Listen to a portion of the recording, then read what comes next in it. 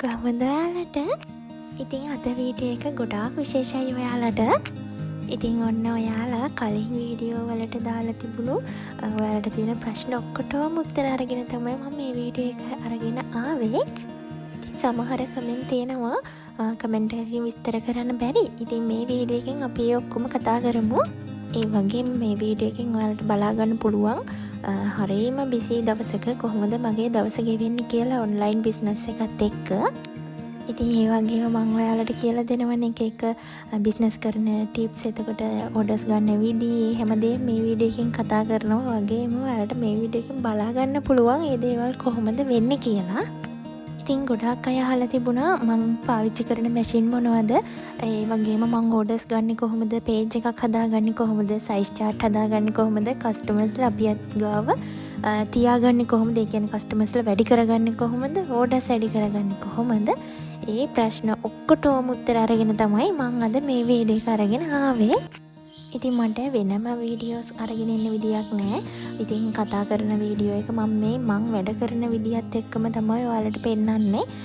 වෙනම ඔයාලත් එක්ක මට කතා කරන ටයිම් එකක් නැහැ. ඉතින් මහන ගමන් පැත්තකින් වීඩියෝ වෙන්න තියලා තමයි මම මේ වීඩියෝ ක්ලිප්ස් ටික ඔයාලට අරගෙන ආවේ. මහන්න දන්න අයත් නොදන්න අයත් දැනට මේ වේදී මැහුම් පන්ති යන අයත්, ඒ වගේ මේ වේදී පේජ් එකක් හදලා ඕඩර්ස් අරගන්න අයත්, ඕඩර්ස් නැතුව බලන් ඉන්න අයත් අනිවාර්යයෙන්ම මේ වීඩියෝ එක බලන්න ඕනේ. ඒ වගේම මාව සබ්ස්ක්‍රයිබ් කරන්න අමතක කරන්න එපා. මොකද ඊළඟට ඉස්සරහට ගේන වීඩියෝ ඔක්කොම ඔයාලට තමයි මම අරගෙන එන්නේ. ඉතින් මම මේ රෑට මගේ ඊළඟ දවසේ මහන්න තියෙන ඇඳුම් ටිකේ කපා ගන්න විදිය තමයි මේ වීඩියෝ එකේ මේ විදියට යන්නේ. ඉතින් ඒක බලාගෙනම ඔයාලා මේ ප්‍රශ්න වලට උත්තර දෙන විදියත් අහගෙන ඉන්න. ඉතින් ඔයාලගේ ප්‍රශ්න වලින් මුලින්ම තිබුණු වැදගත්ම දේ තමයි මහන්න ආසාවෙන් ඉන්නවා, මහන්න පන්තිත් යනවා, හැබැයි මට මහන්න බෑ, මට රෙදි කපන්න බයයි. ඒ වගේ ප්‍රශ්න ගොඩක් අය දාලා තිබුණා. ඉතින් ඒකට මට කියන්න තියෙන මෙච්චරයි. මුලින්ම මැහුම් සම්බන්ධව ඔයාලා මැහුම් වලට ගොඩාක් ආදරය කරන්න ඕනි. කියන්නේ ඒක විනෝදාංශයක් විදියට ඔයාලා මුලින්ම හිතන්න එපා මම අහලා හම්බ කරන්න ඕනි, මම අරයා වගේ හම්බ කරන්න ඕනි, මෙයා වගේ හම්බ කරන්න ඕනි කියලා නම් හිතන්න එපා. එහෙම හිතලා පටන් ගත්තොත් ඒක හරියන්නේ නැහැ. ඔයා ඉස්සෙල්ලම ඔයාගේ විනෝදාංශයක් වගේ, කියන්නේ මැහුම් කියන්නේ කලාවක් ඇත්තටම. එතකොට ඒක අපි ආසාවෙන්ම කරන්න ඕනි දෙයක්. මුලින්ම හොඳින් ඉගෙන ගන්න ඕනි. මමත් එහෙම තමයි. මම මුලින්ම පොඩි පන්තියකට, ළමයි 2-3 දෙනෙක් ඉන්න පොඩි පන්තියකට ගිහින් තමයි ඉගෙන ගත්තේ. මට ඒකෙන් ලොකුවට දෙයක් ඉගෙන ගත්තේ නැහැ. හැබැයි මම බේසික් එක ඉගෙන ගත්තා. හැබැයි වෙන ඩිසයින් මහන්න නම් මම ඉගෙන ගත්තේ නැහැ. ඒ වුණාට මම එක සයිසස් වලට, ඒ කියන්නේ අම්මට, මගේ යාළුවන්ට, මට ඒ වගේ ඇඳුම් මහලා මම පුරුදු වුණා. ඊට පස්සේ තව සමහර ඒවා මම දන්නේ නැති දේවල් තියෙනවා. මම YouTube එකෙන් සර්ච් කරලා බැලුවා. ගොඩක් දේවල් YouTube එකෙන් ඉගෙන ගත්තා. ඔයාලටත් පුළුවන් YouTube එකෙන් ගොඩක් දේවල් ඉගෙන ගන්න. මමත් එහෙම තමයි. මුලින්ම රෙදි කපද්දි කපන්න බයයි කියලා ඔයාලා කියනවනේ. ඉතින් ඇයි රෙදි කපන්න අපි බය වෙන්නේ? රෙදි කියන්නේ ජීවියෙක් නෙමෙයිනේ. ඒක නිසා අපිට ඇතිතරම් රෙදි කපලා පුරුදු වෙන්න පුළුවන්. ෂොප් වලින් දැන් හොඳ රෙදි කපන්න බැරි නෝ ෂොප් වල තියෙනවා එක පොඩි ගණන් වලට තියෙන මැටීරියල් තියෙනවා. ඒ වගේ ඉස්සෙල්ලා හිතේ හැටියට කපලා පුරුදු වෙන්න ඕන. ඔයාලා බයෙන් කපන්න ඒ විදිහම තමයි. එහෙම නෙමෙයි. ඒක එච්චර හිතන්න එපා. ඒ වුණාට හරියට දැන් කොහොමත් මුලදී අමාරුයි. මුලදී ඉතින් අපි හැමෝටම හැමදේම බැහැනේ. ඒ වුණාට අපි එක ඇඳුමක් කැපුවට පස්සේ තමයි ඒක මහනවා. ඒක මැහුවට පස්සේ තමයි දැනගන්නේ මෙතන වැරදිලා තියෙනවා. ඊළඟ එකේ මෙහෙම කරොත් හරියයි. මෙහෙම කරපු එක මම වැරදි. ඒ වගේ දේවල් මහන්න තමයි ඉගෙන ගන්න. එහෙම නැතුව බෑ. ඒක නිසා බය නැතුව කපන්න පුළුවන් වෙන්න ඕනේ. මං ඉදිරියට ඔයාලට රෙදි කපා ගන්න ලේසිම ක්‍රම අරගෙන එන්නම්. ඒවෙන් ඔයාලට එක ඩිසයින් මහන්න පුළුවන්.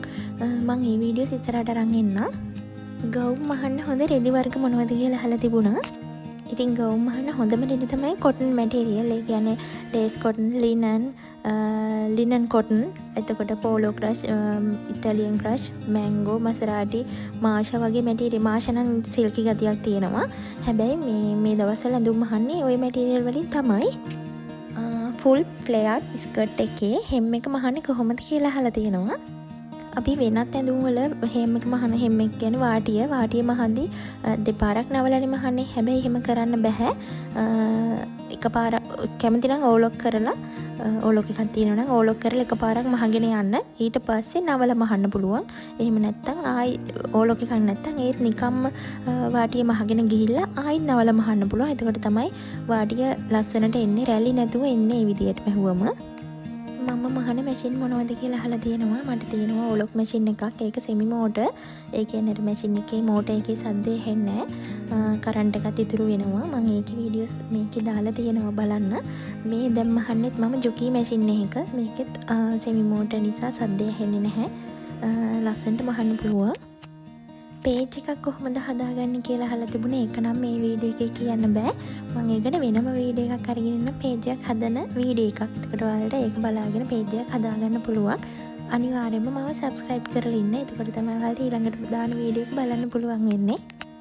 තව ප්‍රශ්නයක් අහලා තියෙනවා. ඕවර්ලොක් නැතුව සික්සැක් කළොත් විකුණන්න අමාරුයිද?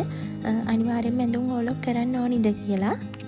ඉතින් ඔයාලා ඔන්ලයින් බිස්නස් එකක් කරගෙන යන්න කැමැත්තෙන් ඉන්නවනම් අනිවාර්යෙන්ම ඕලොක් එකක් අනිවාර්යෙන්ම අවශ්‍යයි. මොකද වෙන වෙන විදියට ඕලොක් කරලා හරියන්නේ නැහැ. අපි කස්ටමර්ට අපිට අඳින්න පුළුවන්, අපිට අඳින්න පුළුවන්. ඒ වගේම අපි දන්න කෙනෙක්ට ඒ ඇඳුම මේ විදියට මහලා දෙන්න පුළුවන්. හැබැයි අපි ඔන්ලයින් කරද්දී අපි මේ බිස්නස් එක දිගටම පවත්වාගෙන යන්න ඕන නිසා ක්වොලිටි එක 100% බලන්න ඕනි. ඒක නිසා අනිවාර්යෙන්ම ඕලොක් මැෂින් එකක් ගන්න වෙනවා.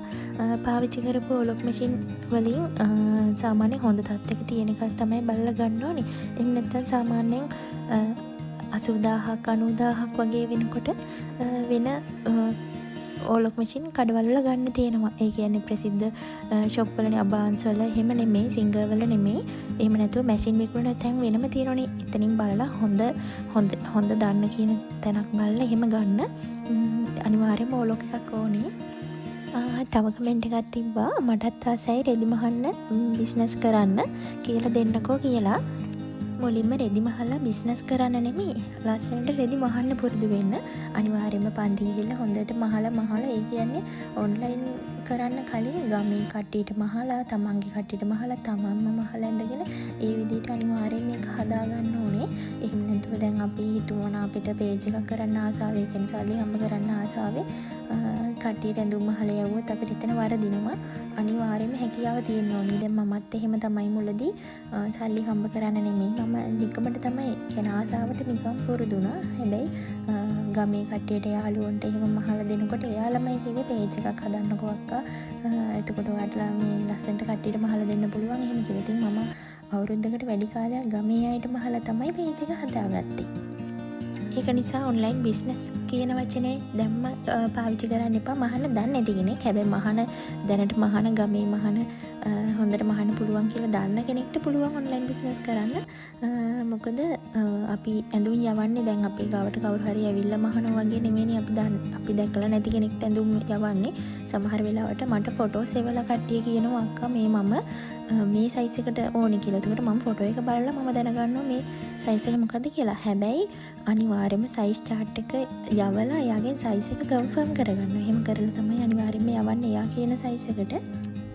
ඒක නිසා මුලින්ම හොඳට ඉගෙන ගන්න ඕනේ. කපල මහන විදියත් අරගෙන එන්න කියලා තියෙනවා වීඩියෝස්. අනිවාර්යයෙන්ම ඉස්සරහට අරගෙන එනවා. මේ දැන් මම තාම පටන් ගත්ත විතරයිනේ. ඒක නිසා ඔයාලා ඉස්සරහටත් මාව subscribe කරලා ඉන්න. දාන වීඩියෝ ඔක්කොම ඔයාලට වැදගත් වෙන වීඩියෝස්. ඔන්ලයින් කරද්දී සයිස් වලට ඇඳුම් මහන්නේ කොහොමද කියලා අහනවා.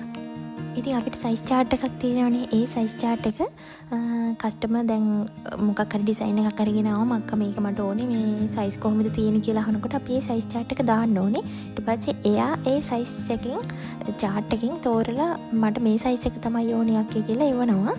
ඒ උවට පස්සේ ඒ සයිස් එකට අපි මහන්න ඕනේ. සයිස් chart එකේ තියෙන්නේ අදාළ සයිසස් ටික තියෙනවා.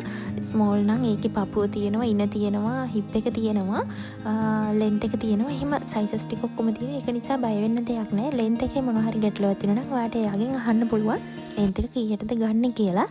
එතකොට ඒ කියන්නේ උස කීයටද ඕනේ කිව්වම එයාලා ඒව බලලා කියන. එහෙම නැත්නම් සයිස් එකේ chart එකේ සයිසස් දෙක තුනයි තියෙන්නේ. ඊට අමතරව ඔයාලට මොනවා හරි දැනගන්න තියෙනවා නම් එයාගෙන් අහලා දැනගන්න පුළුවන්. සයිස් chart එක මම මේ වීඩියෝ එකේ අන්තිමට සයිස් chart එකක් ඔයාලට දෙන්නම්. ඒ මගේ සයිස් chart එක. සාය රැලි කළේ කොහොමද ෆුට් එක මාරු කළාද කියලා අහලා තියෙනවා. නෑ මම අතින්මයි ඒ විදිහටම අහගෙන ගියේ. ෆුට් එක මාරු කරලා කරන්න පුළුවන් මට සැරින් සැරේට ෆුට් එක මාරු කර කර මහන්න ටයිම් නෑ. ඉතින් එක දිගටම මහනවනේ ඊට වඩා මට ලේසි. මට අතට හුරු වෙලා තියෙන්නේ අතින් රැලි කරන විදිය. මම ඔයාලට ඒක වීඩියෝ එකකින් ගේන්නම් මහන වෙලාවට. ඒ වගේ මහන්දි මම ඔයාලට ඒක වීඩියෝ කරලා පෙන්නන්නම් කොහොමද කියලා. ඒක ලේසි. ෆුට් එක මාරු කරනවට වඩා අපේ හිතේ හැටියට ලස්සනට දාගන්න පුළුවන් රැලි ටික මම ඒක වීඩියෝ එකක් ගේන්නම්. ඇඳුම් වලට වාසි තියන්නේ කොහොමද කියලා අහලා තියෙනවා. ඇඳුම් වලට වාසි තියනවා කියන්නේ අපි සයිඩ් එකෙන් දෙපැත්තෙන් තියන්න ඕනිනේ. අපි සයිස් කාට හරි ගෙදර හරි ඔන්ලයින් කරද්දී හරි කොහොම හරි මහන කෙනෙක්ට ඇඳුමක් දෙද්දී අපි ඒක අනිවාර්යයෙන්ම මෙහෙම වාසි තියන්න ඕනේ දෙපැත්තෙන්. සාමාන්‍යයෙන් නියතයක් වශයෙන් නම් අඟල් භාගි තියන්න කියලා තමයි කියන්නේ. ඒකට ඔයාලට කැමති ගාණක් තියන්න පුළුවන්. අඟල දෙපැත්තෙන්ම අඟල් තියන්න පුළුවන්. අඟල් දෙක තියන්න පුළුවන්. ඔයාලට සයිස් කොහොමවත් ෂුවර් නැත්තම් අඟල් දෙකක් වගේ තිබුවට ප්‍රශ්නයක් නෑ. එතකොට ඒක ඒගොල්ලොන්ට ලැබුණට පස්සේ ඒගොල්ලොන්ට කොහොම හරි හදාගන්න පුළුවන් ඔන්ලයින් කරද්දී. නැත්නම් ඉතින් ඔයාගාවට ඇවිල්ලා මහන කෙනෙක් නම් අපිට ඒක වෙලේ හදලා දෙන්න වෙනවා. ඒ වුණාට හොඳම දේ ඇඟේ ගානටම ඇඳුම් මහන පුරුදු වෙන්න ඕනේ. එහෙම පුරුදු වෙලා තමයි ඔන්ලයින් බිස්නස් කරන්න ඕනේ. පෝස්ට් ඔෆිස් එකෙන් පාර්සල් යවන විදිය ගැන කියන්න කියලා තියෙනවා. ඉතින් මම ඔන්ලයින් බිස්නස් එක පටන් අරන් දැන් අවුරුදු 3මාරක් වගේ. අද වෙනකම්ම පෝස්ට් එකේ තමයි යවේ. ස්පීඩ් පෝස්ට් එකේ ස්පීඩ් පෝස්ට් නෝමල් පෝස්ට් කියලා දෙකක් තියෙනවා. කුරියර් එකේ යවනවා ඉල්ලන කවුරු හරි හදිසි කෙනෙක් ඉල්ලුවොත් විතරක් කුරියර් එකේ යවනවා. මොකද කුරියර් charge එක චුට්ටක් වැඩි. පෝස්ට් එකේ යද්දී අපිට සාමාන්‍ය එක ඇඳුමක් වගේ නම් දාලා යවන්න 250ක් වගේ යන්නේ. ඇඳුම් දෙකක් වගේ නම් 350යි. ඇඳුම් 5ක් වගේ සෙට් වෙනවා නම් 400ක් වගේ යනවා.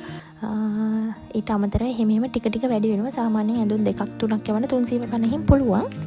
ඒ වගේම පෝස්ට් ඔෆිස් එකට ගිහිල්ලා අපි පාර්සල් එතෙන්දි පැක් කරන්න ඕනි. දැන් මම නම් මෙහෙම දැන් මම පුරුදුයිනේ මගේ ගෙදර එහා පැත්තම තමයි පෝස්ට් ඔෆිස් එක තියෙන්නේ. ඉතින් මම පුරුදුයි ගොඩක් ඒගොල්ලොන්ට පාර්සල් ගෙනහිලා දැන් දන්නවනේ. නැත්නම් අපි මුලදී නම් එතෙන්ට ගෙනihin තමයි පාර්සල් ඒගොල්ලොන්ට පේන්න පැක් කරේ. මොකද ආරක්ෂාවට ඒක ඒ කියන්නේ වෙන දේවල් පාර්සල් කරලා යවවි කියලා. ඒ වුණාට අපි දැන් අවුලක් නැහැ. දැන් අපි ගෙදරින්දම තමයි පැක් කරගෙන යන්නේ. ඕඩර්ස් වැඩි කරගන්නේ කොහොමද කියලා අහලා තියෙනවා. ඉතින් අපි ඔන්ලයින් කරද්දි TikTok එකේ වීඩියෝස් දානවා, Facebook page එකේ ෆොටෝස් වීඩියෝස් රීල්ස් දානවා. එහෙමනේ. එතකොට ඒව බලලා අපිට කස්ටමර්ස්ලා ටික ටික එනවා. මුලින් ගොඩාක් එන්නේ නැහැ. ටික ටික තමයි එන්නේ. ඊට පස්සේ ඒ කස්ටමර්ස්ලාගෙන් අපි එයාලට හොඳට ඇඳුම් මහලා යවමු. එයාලා තව කට්ටියට කියලා එහෙම එනවා. එතකොට වීඩියෝස් දැකලා එහෙම එනවා. ඒ අයට අනිවාර්යෙන් හොඳට මැසේජ් කරන්න ඕනේ. සමහර අය ඉන්නවනේ. කියන්නේ අපිට ඇවිල්ලා කියනවා අක්කා මේ සමහර පේජ් වලට අපි ඕඩර්ස් දාන්න ගියාම අපි එයාලට බලෙන් ඕඩර් දාන්න වගේ කියලා. එහෙම වෙන්න බෑ. අනිවාර්යයෙන්ම හොඳ කස්ටමර් සර්විස් එකක් අපේ තියෙන්න ඕනි. ඒ වගේම ඒගොල්ලෝ ඉල්ලන සයිස් එක, ඒගොල්ලෝ ඉල්ලන පාට, ඒගොල්ලෝ ඉල්ලන ඩිසයින් එක ඒ විදිහටම යවන්න ඕනේ. එහෙම යවල විතරක් මදි. එයාලට පාර්සල් එක ලැබෙනවද, ලැබිලාද, කවද්ද ලැබෙන්නේ ඔක්කොමත් අපි දැනගන්න ඕනි. පෝස්ට් ඔෆිස් එකෙන් පාර්සල් එක යවුවට අපි ඒව ගැන අවධානයෙන් ඉන්න ඕනි. කස්ටමර්ස්ලා අහද්දී මේ පාර්සල් එක පරක්කුයි තාම නැහැ කියද්දි මැසේජ් බලලා රිප්ලයි නොකර ඉන්න බෑ. අනිවාර්යෙන් හැමෝටම රිප්ලයි කරන්න ඕනේ. ඒ වගේම ඕඩර්ස් දාන්න එන අයටත් අනිවාර්යෙන්ම හොඳින් රිප්ලයි කරන්න ඕනි. එහෙම කරොත් තමයි අපිට ඕඩර්ස් වැඩි කරගන්න පුළුවන්. ඔව් නෑ බෑ කියලා උත්තර දෙන්න නැතුව හොඳට රිප්ලයි කරන්න ඕනි. ඒක ඔයාලට කරද්දිම පුරුදු වෙනවා. මේක මගේ සයිස් chart එක. ඔයාලට පුළුවන් මේක සේව් කරගෙන මේක ෆොටෝ ස්ක්‍රීන්ෂොට් එකක් අරගෙන ඔයාලට යූස් කරන්න පුළුවන්. ඒ වගේම මම වෙනම වීඩියෝ එකක් අරගෙන ඉන්නම් කොහොමද සයිස් chart එක හදාගත්තේ කියලා. එතකොට ඔයාලට සයිස් තියෙනවා වෙනස් කරලා හදාගන්න පුළුවන්. හැබැයි මේක තමයි ගොඩාක්ම බේසික් සයිස් chart එක. ගොඩාක් දේවල් කියන්න ගියොත් වීඩියෝ එක දිග වැඩි වෙනවා. ඉතින් ඊළඟට වීඩියෝ එකක් වෙනමම අරන් එන්නම් ඒක ගැන. ඉතින් මේ වීඩියෝ එකේ ඕනොටත් වඩා දේවල් කතා කරා. ඊළඟ වීඩියෝ වලින් ඊටු ටික කතා කරමු. ඉතින් ඔයාලා අනිවාර්යයෙන්ම කමෙන්ට් එකක් දාගෙන යන්න. මං හරියම ආසයි ඔයාලගේ කමෙන්ට් කියවන්න. ඉතින් ඔන්න කලින් වීඩියෝස් ටිකේ ඔයාලා දාලා තිබුණු කමෙන්ට් වලින් තමයි මම මේ ඔයාලට මේ ප්‍රශ්න වලට උත්තර දෙන්න වීඩියෝ එකක් කරේ. ඉතින් ඔයාලට මේ වීඩියෝ එකකිනුත් ඒ වගේම ප්‍රශ්න තියෙනවා නම් සහ තව ඔයාලට අහන්න ප්‍රශ්න තියෙනවා නම් අනිවාර්යයෙන්ම කමෙන්ට් එකක් දාන්න. මම වීඩියෝ එකකිනුත් අරගෙන එනවා. ඊළඟට එන වීඩියෝ එකෙත් ඒවා කතා කරන්න බලාගෙන ඉන්නවා. ඒ වගේම ඔයාලට ඉවලේ ටග් ගාලා රිප්ලයි එකකුත් දාන්න. අනිවාර්යයෙන්ම කමෙන්ට් එකක් දාන්න. ඒ වගේම වීඩියෝ එක කොහොමද කියලාත් අනිවාර්යයෙන්ම කමෙන්ට් එකක් දාන්න. මම මේ චුට්ටක් කලබලෙන් වගේ වොයිස් එක දැම්මේ. මට චුට්ටක් මේ දවස් ටිකේ වැඩ පොඩ්ඩක් වැඩි. මම පොඩි ට්‍රිප් එකකුත් ගිහින් ආපු නිසා ඇවිල්ලා තියෙන ඕඩර්ස් ටික චුට්ටක් හිර වෙලා තියෙනවා. ඉතින් ඒක දවස් 2-3ක් යන කලින් ඉක්මනට ගොඩ ඉවර කරගන්න ඕනේ. ඒක නිසා මම මේ මහාන ගමන් තමයි වොයිස් රෙකෝඩ් එක දාන්නේ. ඉතින් අනිවාර්යයෙන්ම වීඩියෝ එක බලලා ඔයාලා කමෙන්ට් එකක් දාගෙන යන්න. ඒ වගේම මාව සබ්ස්ක්‍රයිබ් කරලා තියාගන්න. ඉස්සරහට ගියන වීඩියෝස් ඔයාලා වෙනුවෙන්මයි අරගෙන එන්නේ. ඉතින් බොහොම ස්තුතියි වීඩියෝ එක බලුවට. ඉතින් ආයෙත් වීඩියෝ එකක් අරගෙන එනකම් සතුටින් පරිස්සමින් ඉන්න.